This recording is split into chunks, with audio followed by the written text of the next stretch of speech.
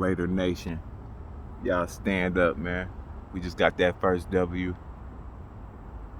Just watched my first game as a Raiders fan. I'm sweating.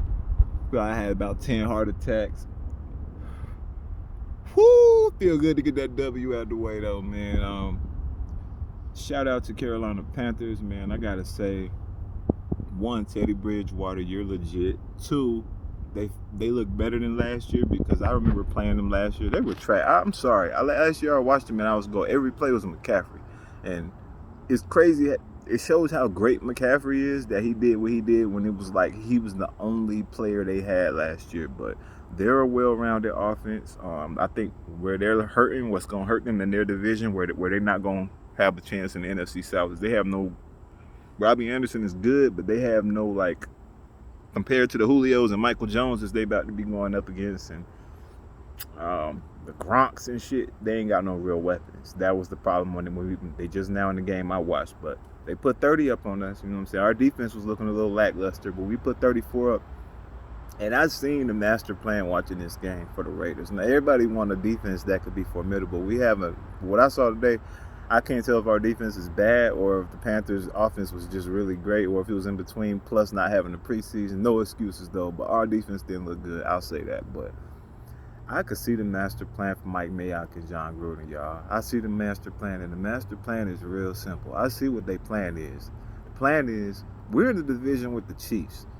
To be the best, you got to beat the best. And the only realistic chance you have of beating the Chiefs is to have a somewhat decent defense, and you got to have an offense that can go toe-to-toe, score for score. And our Raiders showed today, every single time the Panthers scored, we came back and scored touchdowns, not settling for three. One field goal today, 34-point score.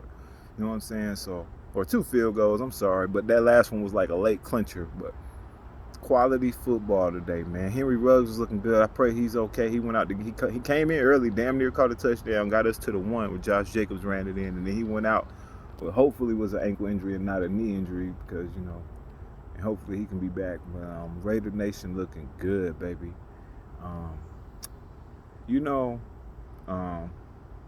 I switched over. This was my first game as a Raiders fan. Everybody who's been watching this channel, I was a Falcons fan for 25 years. And I quit rooting for the Falcons.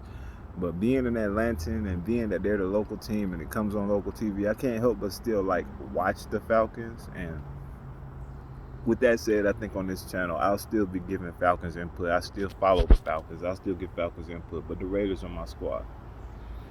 And, you know, I was watching I didn't watch the Falcons game at all. I saw the score. But, you know, without watching the game, I did know they lost. I saw it was 22 to something or whatever last time I saw the score. But I feel bad for Falcons fans. I'm not trying to troll. I'm not trying to be funny, you know what I'm saying? Because I still feel deep down part of it as one of y'all, you know what I'm saying? And I feel bad because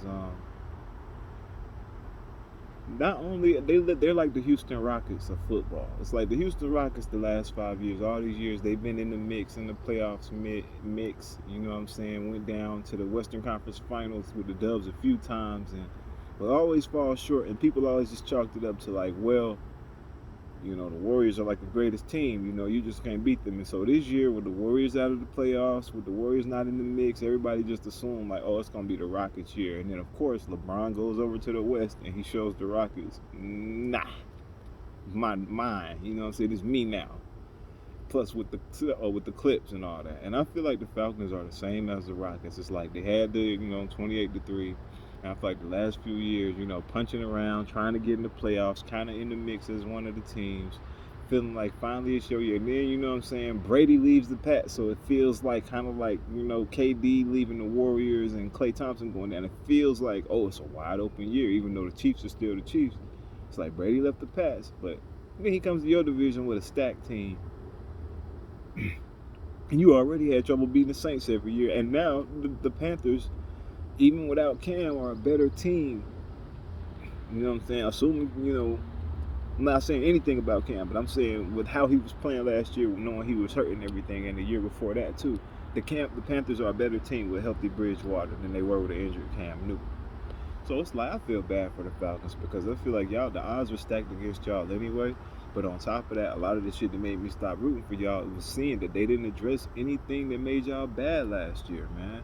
Like, you didn't get rid of Dan Quinn. That was my breaking point when I said I can't root for them if they're going to roll him. He's not a good coach.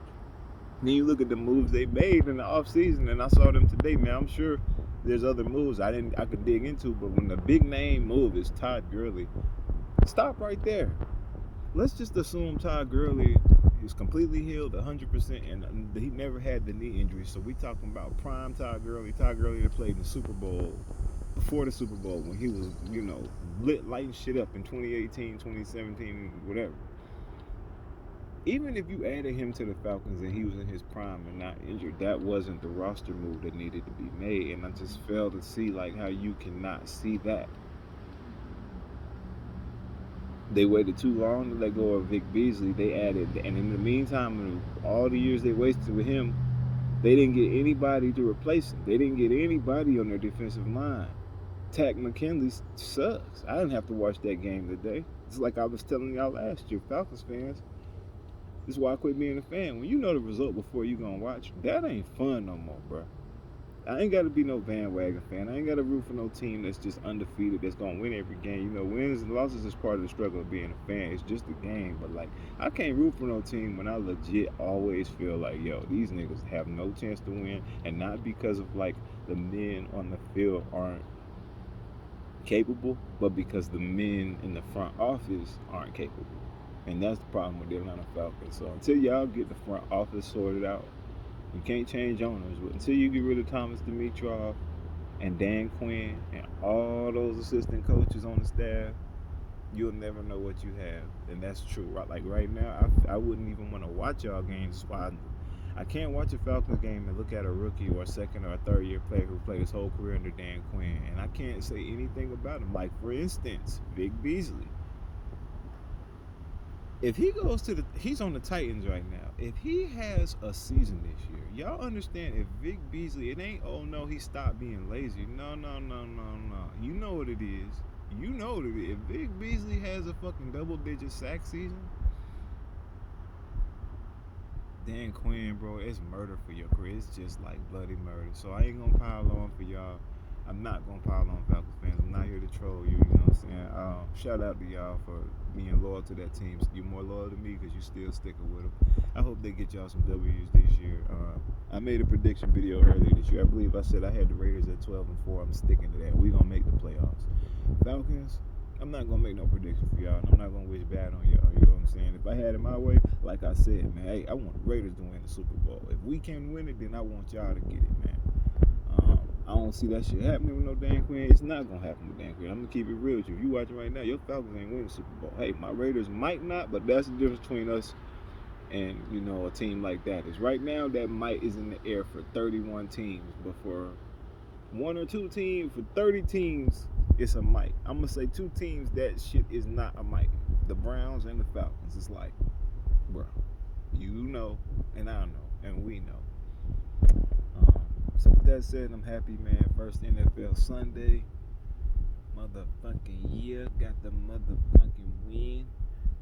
Got the Raiders about to take it to the chin. I don't even know who we play next, man. I think next week is our first home game in Las Vegas, man. Of course, I can't be there. I don't know if anybody's gonna be there. Shout out to 2020 for being different, but shout outs to the NBA. Enjoying the shit out of that bubble. Speaking of the Rockets, as a Dubs fan, James Harden is a regular season player. James Harden does not have what it takes. Same thing for Westbrook. He does not have what it takes to get a ring. Dub Nation in the building. And I'm sorry for all the teams who don't get it done this year. If y'all really let LeBron and them get it, if y'all really let Kawhi and them get it, shout out to y'all, because your opportunity, your window is closed, because Clay is back, Warriors is back, the town is back, Dub Nation gonna be back, man, so holla.